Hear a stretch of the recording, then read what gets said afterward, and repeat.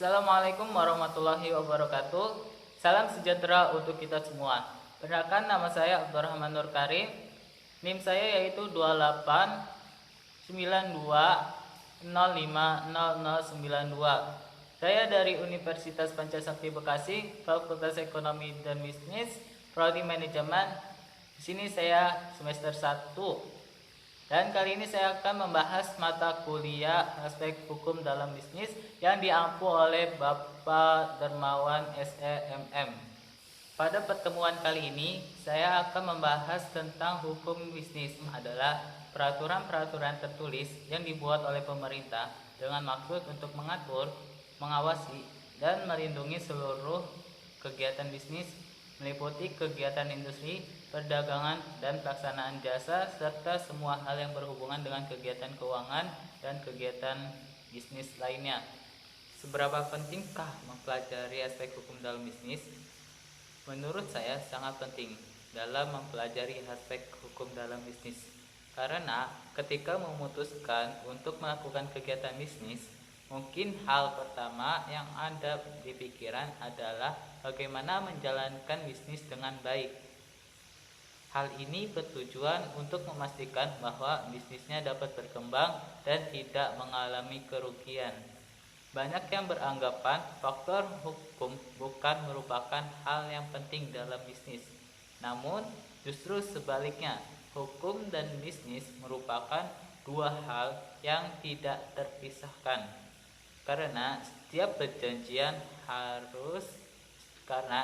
perjanjian bisnis yang dijalankan akan selalu ada aspek hukum yang menjamin sebuah kesepakatan dijalankan.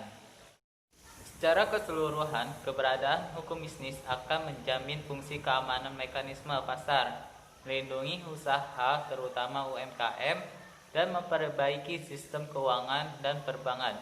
Intinya, adanya hukum yang khusus mengatur aspek ini akan mewujudkan bisnis yang adil dan merata bagi semua pihak.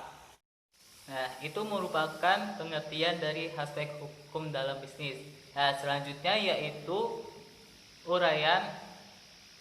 Di sini ada sebuah uraian aspek hukum bisnis. Yang pertama, apa sih pengertian tentang hukum dan hukum dagang bisnis? Hukum adalah peraturan-peraturan yang bersifat memaksa, yang mengatur tingkah laku dalam lingkungan masyarakat yang dibentuk oleh badan-badan resmi yang berwajib, yang mana apabila dilanggar akan dikenakan sanksi atau hukuman. Sedangkan hukum dagang yaitu keseluruhan hukum positif, hukum yang diatur oleh suatu negara yang mengatur hak dan kewajiban yang timbul dari berbagai perikatan dalam aktivitas bisnis. Uraian kedua yaitu apa itu prestasi dan prestasi dalam sebuah kontrak bisnis. Prestasi adalah suatu kewajiban karena adanya hubungan hukum timbul karena perjanjian di mana melibatkan minimal dua pihak. Prestasi adalah apabila seseorang tidak memenuhi prestasinya yang merupakan kewajiban sesuai isi perjanjian. Dan uraian yang terakhir yaitu apa kaidah sosial dan apa saja penggolongannya. Kaidah sosial adalah aturan yang menjadi pedoman bagi segala tingkah laku manusia dalam pergaulan hidup sebagai kepentingan masing-masing yang terjamin.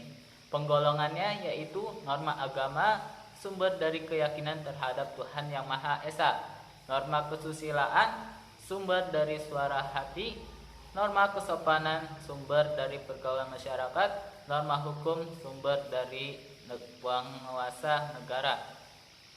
Nah, itu saja uraian yang dapat saya sampaikan, dan materi tadi sudah dijelaskan, itu saja yang dapat saya sampaikan. Kurang lebihnya saya mohon maaf apabila dalam menjelaskannya terlalu cepat ataupun dalam penyampaiannya banyak kata-kata yang salah ataupun yang kurang berkenan di hati kalian. Saya mohon maaf karena di sini saya juga masih dalam tahap belajar. Saya akhiri. Assalamualaikum warahmatullahi wabarakatuh.